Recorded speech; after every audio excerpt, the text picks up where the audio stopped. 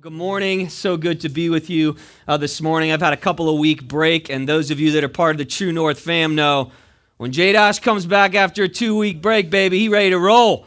I am pumped about this morning. So excited to be able to preach this message this morning to you, my church family, and those of you who are maybe joining with us for the first time. Again, as Phil said, welcome. We love getting to meet new people around here.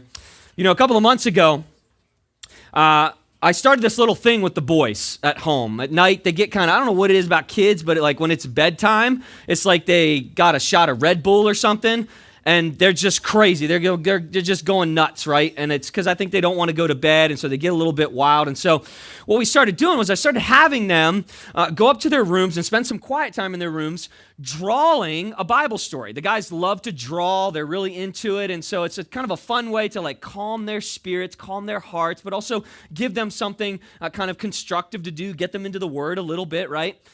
And so one night they're doing this, and I'm downstairs usually at that time, like trying to put dishes away or whatever. And one of the kids comes downstairs, and he comes up to me. He's like, "Hey, Justin, I got a problem." And I'm like, "But what's the problem? Is everything okay?" And he's like, "I'm drawing the story of Adam and Eve." And I'm like, "Okay, what's the big deal?" And he looks at me just as innocent as can be, and he's like, "Well, you know."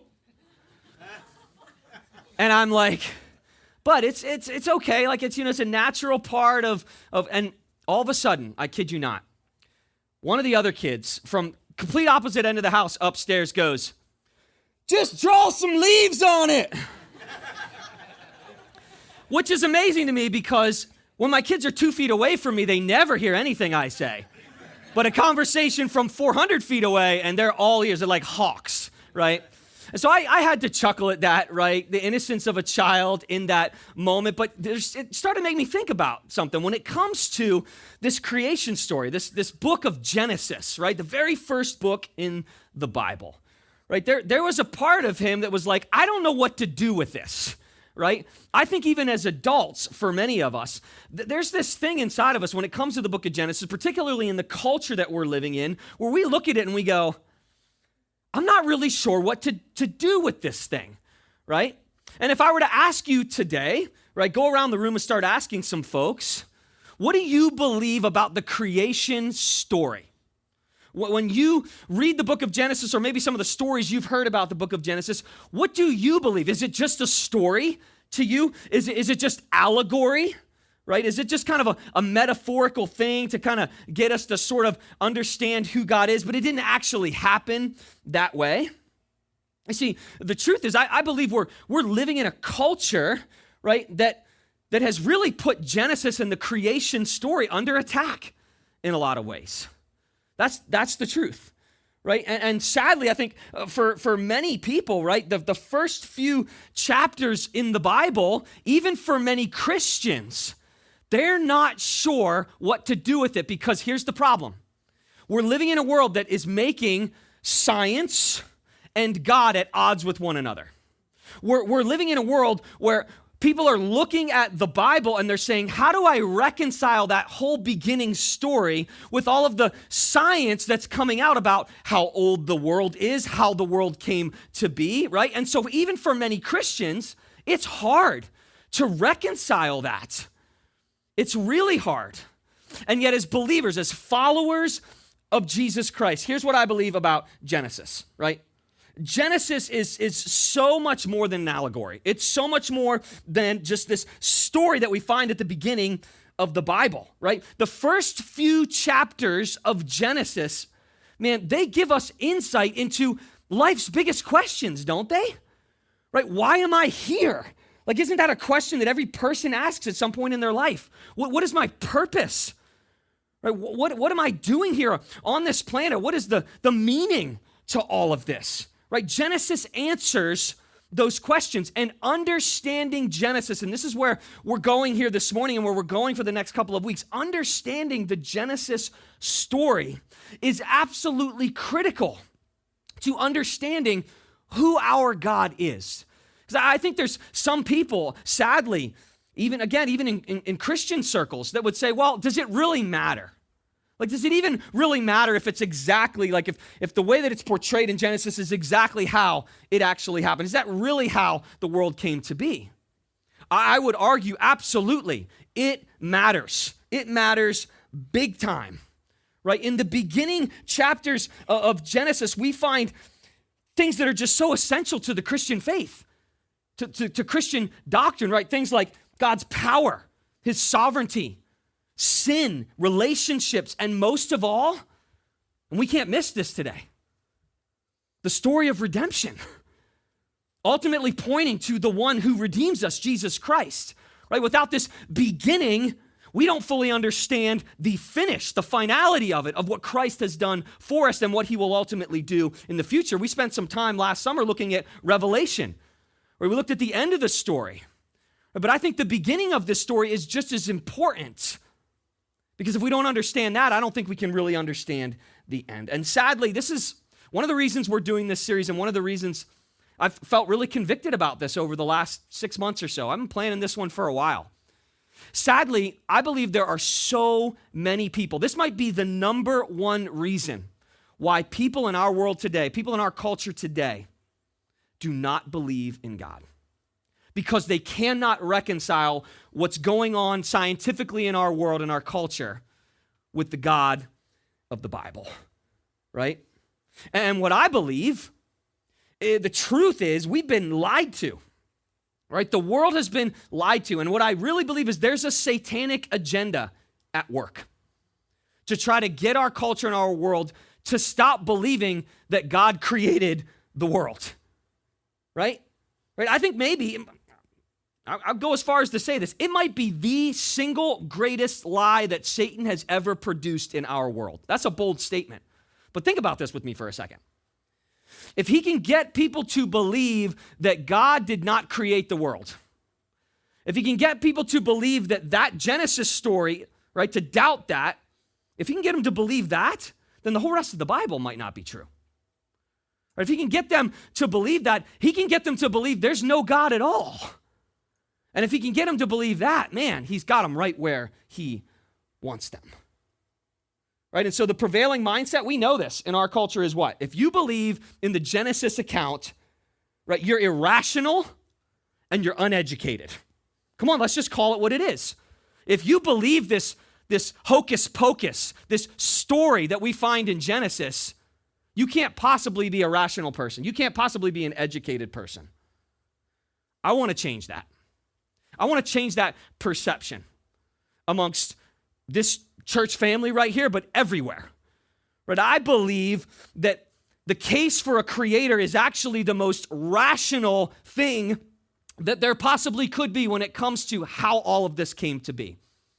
And so we're starting a new series today called In the Beginning, and we're going to look at the first few chapters of Genesis. And in those chapters, we're going to look at things like, how did all of this come to be? What does God's word say about that? We're going to look at how sin came into the world. We're going to look at relationships and what right relationships are supposed to look like. We're going to look at sexuality and how, God's plan for that. It's all there in those first chapters. And I'm excited. I'm super excited to be able to dive into this and to begin to look at this as a church family. The starting point, I want to begin here. The starting point of Christianity, we have to understand this today. The starting point of Christianity is not Matthew 1:1, right, which is the beginning of the Gospels that talk about the life and ministry of Jesus Christ. That's not the starting point of Christianity. The starting point of Christianity is Genesis 1:1. This guy by the name of Francis Schaeffer, I love this. This is what he said.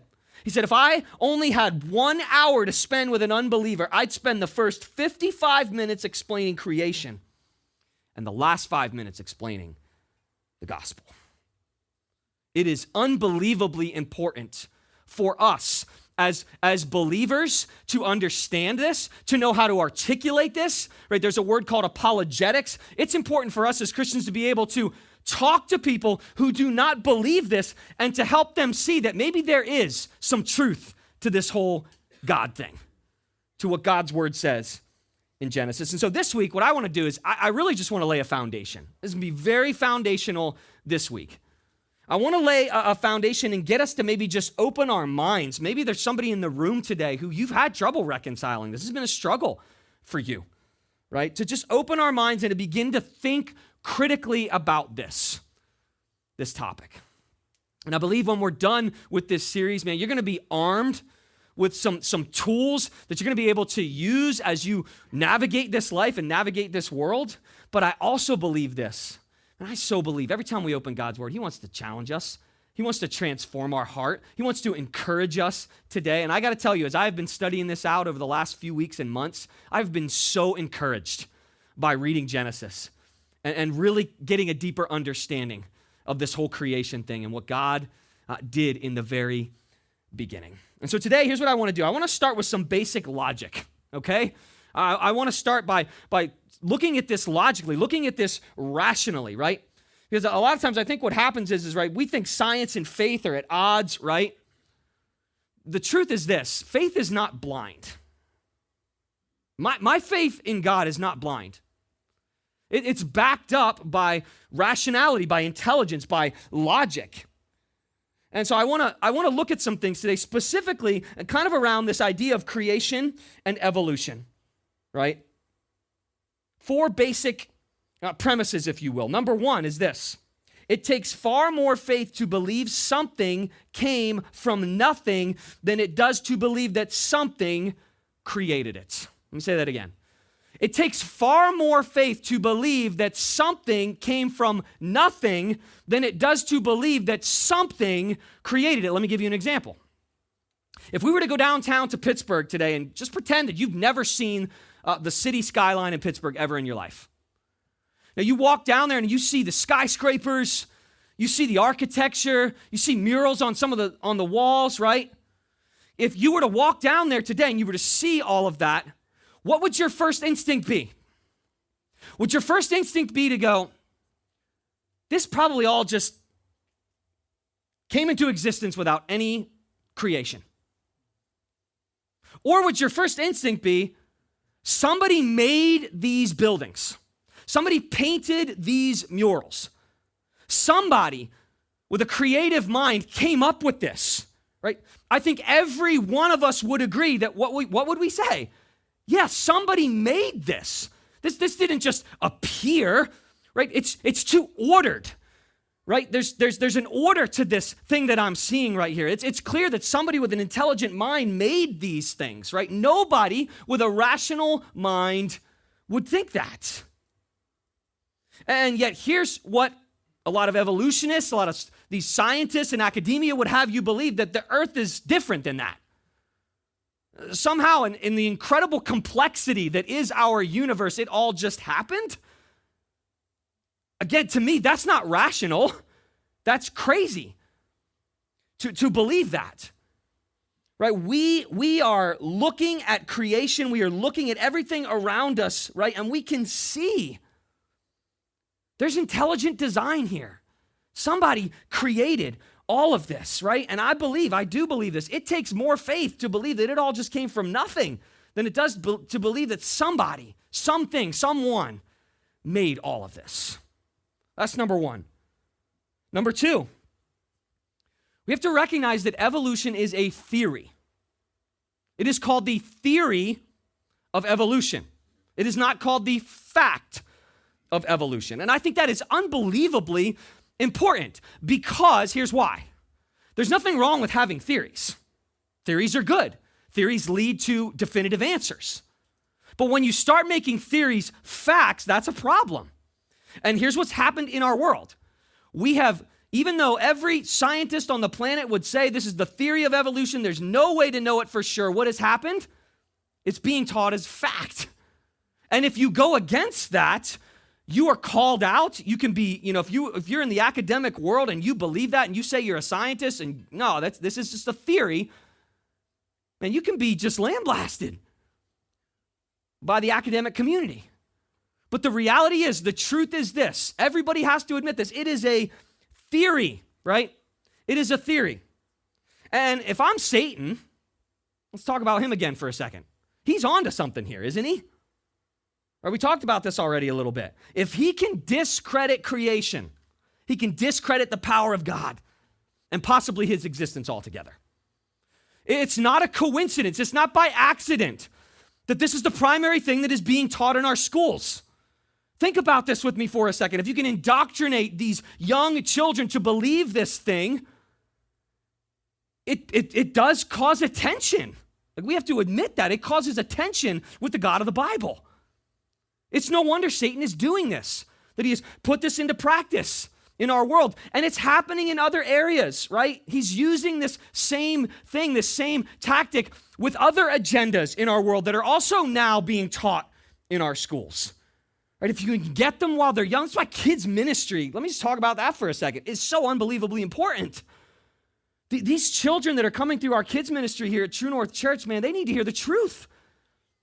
And they need to hear it from a group of people who aren't against science, but who actually look at science and are able to reconcile that with God. We're going to talk a lot about that in the coming weeks. And so there's this theory, right, that has been turned into a fact. It's not a fact. Number 3, if evolution is true, then human life is not valuable, and it is essentially meaningless. And we have to recognize that. If evolution is true, then you and I'm going to talk more about this in a second, we really don't have any value. We are meaningless. This life is meaningless. I was on a plane to Hawaii a couple weeks ago with my beautiful bride, getting some time away. And on the flight home, we got separated in the plane. We had to sit with, I got stuck in a middle seat. Awesome sauce. But I didn't know it at the time. God, I believe he was divinely putting me in that seat. Because as I was flying home, I was reading a book and I was taking notes and I was studying for this sermon series. And the woman next to me, her name was Paula, saw me reading, taking notes, and she says to me, "What are you doing?" And so I got the opportunity to share, I'm a pastor and I'm preparing for this sermon series and we're going to be teaching on Genesis. And this led to I'm not kidding, it was like a 4.5 hour flight, like a 3-hour conversation with this woman. I mean, I got her whole life story and she got mine. She's from Sacramento, learned about her kids, she was a science teacher her whole life. And so we got into this really cool conversation. And what I love so much about it was it never turned into anything ugly or negative. It was just a great conversation about what I believed and what she believed. Ultimately, I was able to share the gospel with this woman. Did she accept Jesus right there on the spot? No, she did not. But I got to plant a seed. But one of the biggest things I took away from my conversation with her was this. In her mind, she really believes that we are nothing more than animals. We are just an animal that has evolved from the evolutionary chain to be now the big kahuna of the universe, right? We are nothing more than animals, a collection of cells with no spirit. That was another thing we talked about. Well, you don't have a spirit. What does that even mean, right? And my challenge and my pushback to that is this. If we are truly nothing more than animals, then we are free to act like animals. That's the truth, right? Follow my logic here, okay? I believe this is rational. If we are truly nothing more than animals, we do not have spirits, we just evolved from this primeval ooze, from this amoeba, then we are free to act like the animals act. And how do animals act? Right? They're wild. They do what they want. It's kill or be killed. Right? There is no morality. Animals don't have a morality. Right? If we are truly animals, then we're free to act however we want. Right? The truth is this. Don't miss this one today. I believe evolution is actually at the root of many, many atrocities that actually go on in our world today. All right, let's go back to the Holocaust. Let's go back to a guy by the name of Adolf Hitler. What did Hitler believe? He believed that evolution, from an evolutionary perspective, that white men with blonde hair and blue eyes were a superior race. Right? That's rooted in evolution.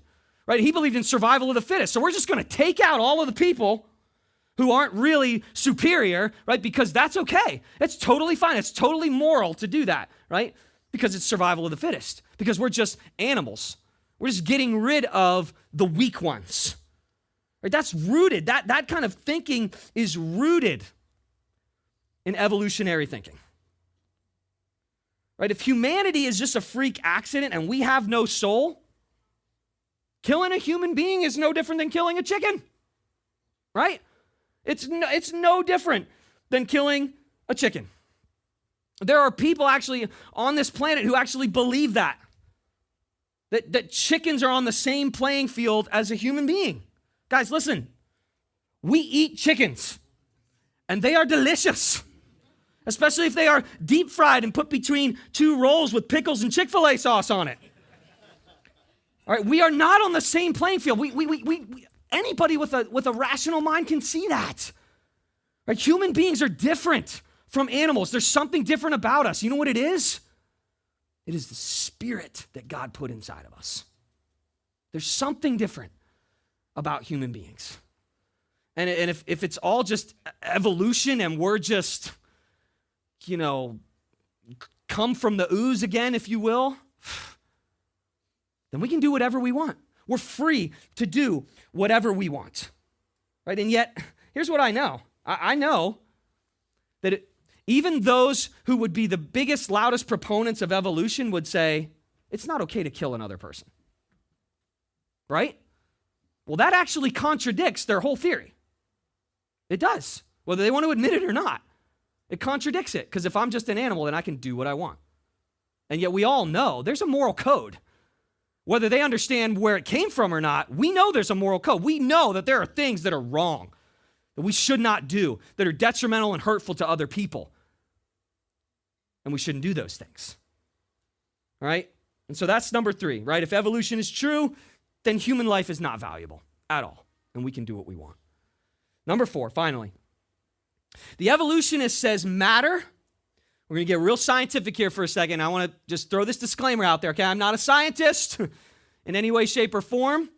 I am simply conveying the study that I have done on this. And so I encourage you, as I always do with anything that we study here, first of all, you go to the Word of God and you study this out for yourself this week, and you do some more research, because I can't possibly give you everything that I would like to give you in a 40 or 50-minute message.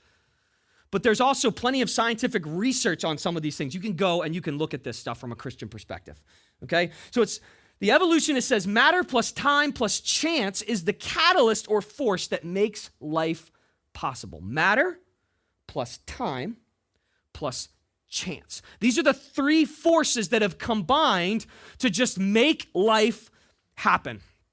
But I want to argue something to you today. I want to start with this word chance. Chance is not a force, okay? Chance isn't a force in the sense that chance cannot determine something. It can't. In fact, I would argue that chance isn't even a real thing.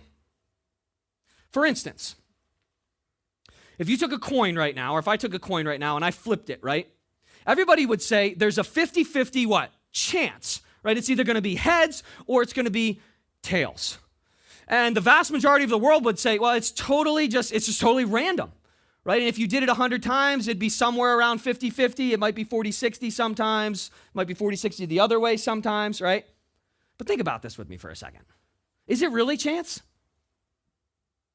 I would argue no.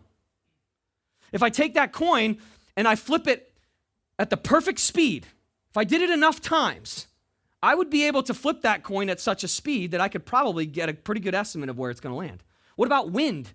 Right? If I was flipping it outside versus inside, it would change how that coin landed. What about if I flipped it up and I let it hit the ground? How it bounced, the trajectory, what it happened to hit would change how it landed. Right? It's not chance. There are factors involved, forces involved that determine what side of the coin it's going to land on. It's not chance. It may appear random, but it is not random, right? Chance doesn't exist. It says nothing is the cause of something. And come on, can we just That's irrational. That doesn't make any sense. Nothing can't be the cause of something. Or we know this. I have a buddy. I hadn't seen him in like 2 years. And we were getting ready to go away on this Hawaii trip, and I needed a belt. So I ran over to Target, and before I went to get the belt, I had to go to the bathroom so bad. TMI, I know. And so I'm walking into the Target bathroom, and as I am walking in there, and mind you, this buddy of mine, he lives like 30 minutes away. He doesn't live right where I live. He is walking out of the Target bathroom. Now, I could look at that and go, wow, like what are the chances? I can't believe like that we just ran into each other. Like that's so unlikely. Is it though? I needed a belt. I found out he needed deodorant, right? We both had to go to the bathroom. There was only one bathroom. We happened to go at the same time, but I don't call that chance, right? There were factors, there were forces involved that led us to that meeting at that time in that place, right? Chance is not a real thing. It doesn't exist. And that's what I want you to see this morning, right? Chance as the force that brought about life, the way I see it, it's the polar opposite of reason and rationality, right? And so the evolutionists, here's what they would say. If you just have enough time coupled with enough chance, eventually life happens, right? And so this is why, and we're going to talk about this in the coming weeks, right? Creationists believe the earth is somewhere between 6 and max 10,000 years, right?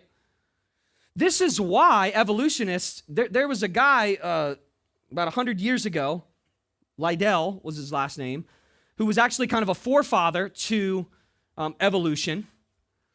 And what he actually believed at that time was the earth was maybe a couple million years old, right? And over time, what's happened is, here's what evolutionists have had to do. They have had to continue to increase that. Hundreds of millions, now it's billions. There's people now talking about maybe it's trillions of years.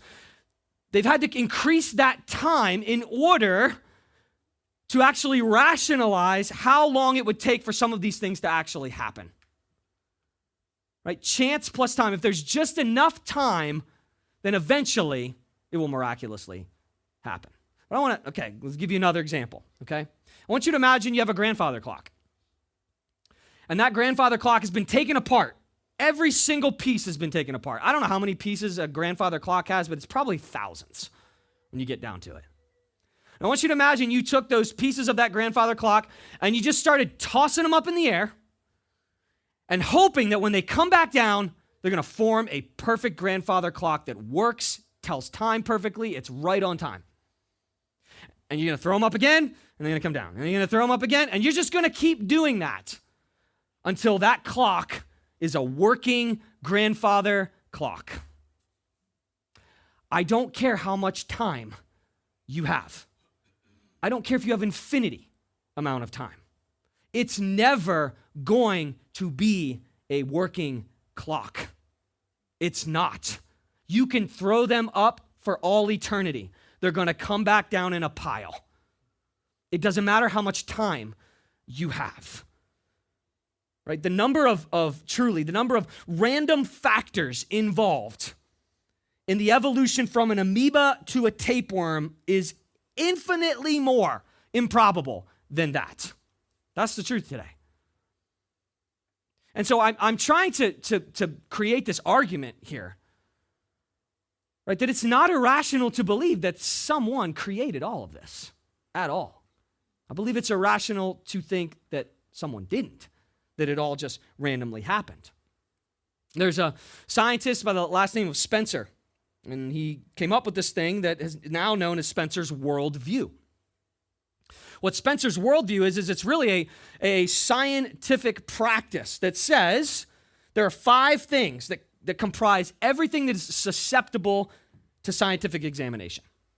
Here they are: time, force, action, space, and matter. Those 5 things. Those are the only things that you can really study, is what a scientist would say. They're the only things that you can put through experimentation. And I don't have any problem with that. Here's the problem that I have, and I think many Christians and creationists have. Evolution cannot account for the origin of those things. Yeah, sure, they can study them. They can say those are the 5 things that we can study, but where did those things come from? And this is where I want to turn to Scripture today. I know it took a while to get there today, which is unusual for us, but I had to lay this groundwork. There is an answer to all 5 of those things. Are you ready? In the beginning, God created the heavens and the earth. Genesis 1:1. In the beginning, time, God, force, created action, the heavens, space, and the earth, matter. In one sentence, our brilliant, amazing God sums up all of that. In the beginning, God created the heavens and the earth. And yet, sadly, this breaks my heart. We are living in a world that has, I believe, foolishly rejected that. Foolishly rejected what is so unbelievably obvious when you just look at the complexity of the world that we live in. They have rejected it, and my question is, and this is the tension and the question that I've been wrestling with this week as we've gotten ready to begin this series. Why? Why? Why is it so rejected? Why would anyone opt for any other worldview than this? Because it's all right there. Well, I love how Paul explains this. I want to invite you to turn with me to Romans today. Romans 1, beginning in verse 18. I believe Paul so eloquently helps us understand why. Why is it that we have this theory of evolution that has taken hold in our world and become fact? Listen. It says, the wrath of God is being revealed from heaven against all the godlessness and wickedness of people who suppress the truth by their wickedness. Since what may be known about God is plain to them because God has made it plain to them. For since the creation of the world, God's invisible qualities, his eternal power and his divine nature have been clearly seen, being understood from what has been made, so that people are without excuse. I want to stop there for a second. This is what Paul is saying. It's so obvious. God has created this world. His divine nature is on full display. And so humanity has absolutely no excuse for denying that and for truly, this is the word, for the wickedness that is going on in our world. And how did he begin this? There's going to have to be consequences for that. The wrath of God is being revealed from heaven against all the godlessness and wickedness of people who suppress the truth by their wickedness. There is a suppression of the truth going on in our world today. We have to see that. We must recognize that. He goes on in verse 21, he says, for although they knew God, they neither glorified him as God, nor gave thanks to him. But their thinking became futile and their foolish hearts were darkened. Although they claimed to be wise, they became fools. And they exchanged the glory of the immortal God for images made to look like a mortal human being and birds and animals and reptiles. Therefore, God gave them over in their sinful desires of their hearts to sexual impurity for the degrading of their bodies with one another. They exchanged the truth about God for a lie. And they worshiped and they served created things rather than the Creator, who is forever praised. Guys, it is so clear. This is what Paul is saying. It is so very clear that God is the Creator, that he is all-powerful and all-knowing, that he is sovereign. And yet the world has rejected this. Why? This is the bottom line today. Evolution is so unbelievably attractive to people. You want to know why? Not because they have a problem with God creating the world. That's not the problem that people have. It's because they want to live how they want to live. And if there's a God who is sovereign, who sets the standard for morality, then I have to abide by that if I admit that or recognize I'm just going to be in complete defiance. But if there is no God, if there is no moral standard, if there's nobody that I have to answer to, guess what? Sweet. I can do whatever I want. I can live however I want. I can indulge in anything I want, whether it hurts other people or not, and there's no one to answer to. And this is why Satan has used evolution to draw people away from the God of the universe. I am always fascinated by this statement that Paul makes here about how we began as human beings to worship the creation over God himself. But he actually says that we basically steal the glory of God and we put creation, and guess what? We are included in creation above God. Right, and so what we really are doing as a culture and as a society is this. When we believe in evolution, it's really just an incredibly prideful thing. Right? Because if we believe in evolution, then what is the pinnacle of what has evolved? Right here, baby. It's me. I'm the pinnacle. You're the pinnacle of evolution. Right? We're the top of the food chain, baby. And so who gets the glory in that scenario? If there's no God, if there's no creator, if I am the pinnacle of the universe, I get the glory. But if there's a God who created it all, I'm a peon. I am nothing unless I understand that he is the one who created me. And so do we see today, this is all I want us to see. I want us to begin to think critically about this. Do we see what evolution is doing in our world? That it's so much bigger than just who created the world. How did the world come into existence? I mean, this has massive implications for how we live our lives as followers of Christ, ultimately. It has massive implications for what we believe about who God really is. If God is the creator of all, then he alone receives the glory. He alone, for creating this world, gets the glory. Not us. And so we have two choices today. I believe this. There's two options here in the current world that we're living in. We can believe that nothing came from nothing. Or we can believe that someone created it. Right? Those are it. That's the two options. Either nothing times no one created everything, or someone created everything. And my argument today is this. There's only one that actually really truly makes any sense. That our amazing God created all of this. He did. And next week, we're going to look at this even further. We're going to look at some more evidence. You know, some of you are probably thinking, well, what about fossils? We're going to talk about that. What about, some people say the earth was created in 6 days, but then some Christians actually believe it was just a scientific process that happened over millions of years. We're going to talk about that. We're going to talk about some of those things in the coming weeks. I do want to provide you with some real tangible tools and weapons against this lie, what I believe is a lie. But today, I just want us to focus on one thing. I want us to rest in this truth and recognize what it means for our lives.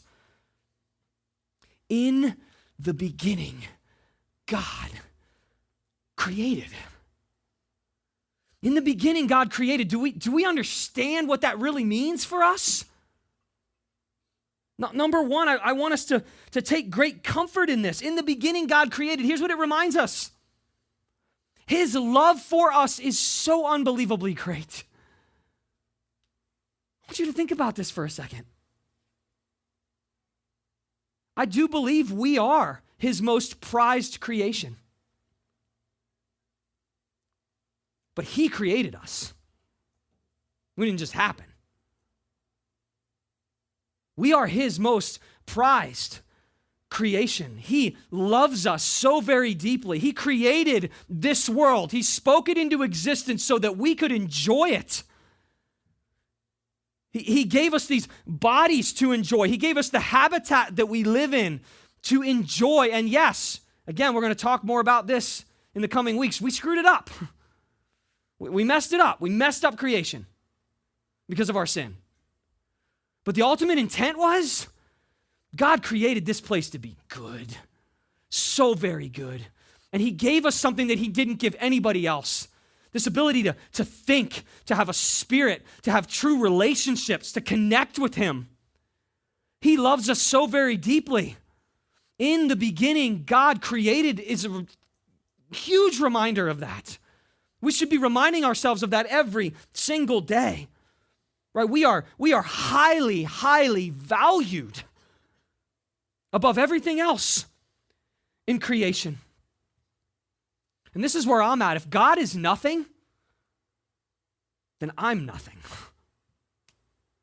If he's nothing, then I'm nothing. But if God is who he says he is in Genesis, then I am so unbelievably valuable today. Because the God of the universe, who has the power to speak it into existence with a word, loves me, cares about me, wants my best in this life. I am infinitely valuable in that situation. Right? We are not an accident. We're not. I don't want to be an accident. Do you want to be an accident? Like, I think that's a question that people should be asking. That's lame, man. I don't want to be an accident. I want to be part of somebody's decision to create me and love me and be for me, not just some accident. How empty is that? Right? He is a God of design and order and planning, and that plan is for our good. And he thought of every part of you, every part of this planet, and how it works together. And I spent a week in Hawaii a couple of weeks ago. The beauty of God's creation, man, it just blows me away. He made that for me to live in. That's amazing. In the beginning, God created. It reminds us of that. But it also reminds us of this, and with this one we'll be done. It reminds us of his limitless power. His power is truly limitless, and it is the power to bring something out of nothing. Let me say that again. God has the power to bring something out of nothing, to bring new life out of nothing. In the beginning, God created. With a word, he created. His power is beyond compare. And the same power that spoke the world into existence is the same power that he used to resurrect Jesus from the cross and to resurrect my life. And for those of us who have called Jesus Savior and called upon him to resurrect their lives, it's the same power to resurrect you. In the beginning, God created. That reminds me every single day of the power he has to redeem, to restore, to make old things new, to resurrect dead things. That's what he does in our lives. He does it over and over and over again. I was nothing, but by the power of the cross, now I am something. Amen, church? In the beginning, God created. It matters. It matters so much, right? Like we were hopeless, and he gave us this hope. We were lost, and he found us. We were purposeless, and he gave us purpose. Right? It reminds me every single day, man, it's been a challenging week for me. Maybe this has been a challenging week for you. Maybe you're dealing with things right now. Maybe you're dealing with broken relationships, broken marriages, health crises, job loss, depression, anxiety, fear, whatever it might be. In the beginning, God created. Reminds me, he is the God who has the power to work in all of those things.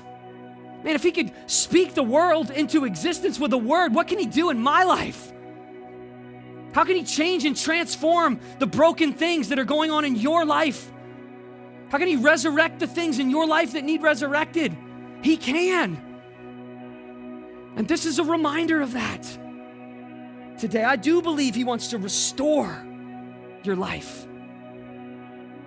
He wants to heal, bring healing to your life. He wants to break the chains of addictions. In the beginning, God created.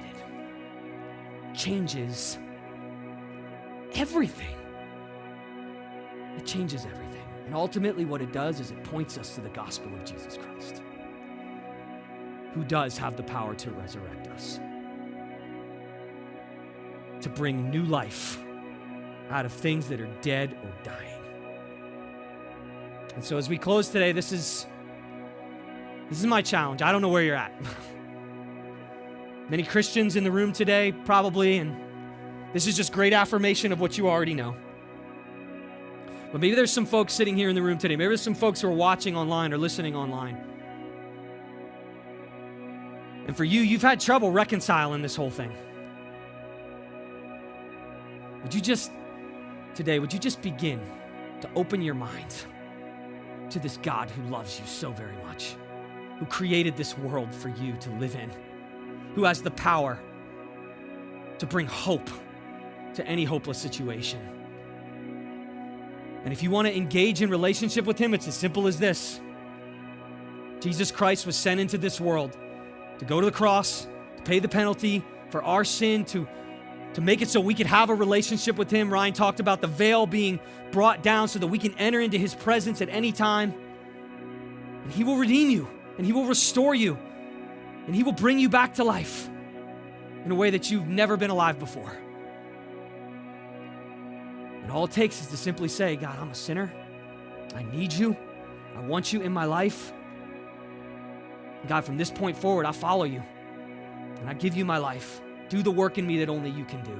If that's you today, man, we would love to talk to you after this service. We've set up a room off of our main worship space here. We just call it our quiet room, man. There's opportunity to go there to pray with some people after the service. If you want to make that decision today, we would love to come alongside of you and help you begin the process of relationship with Jesus. And for those of us who call ourselves Jesus followers today, may this be a reminder of his unbelievable love for us and his power in our lives. He is so very good to us.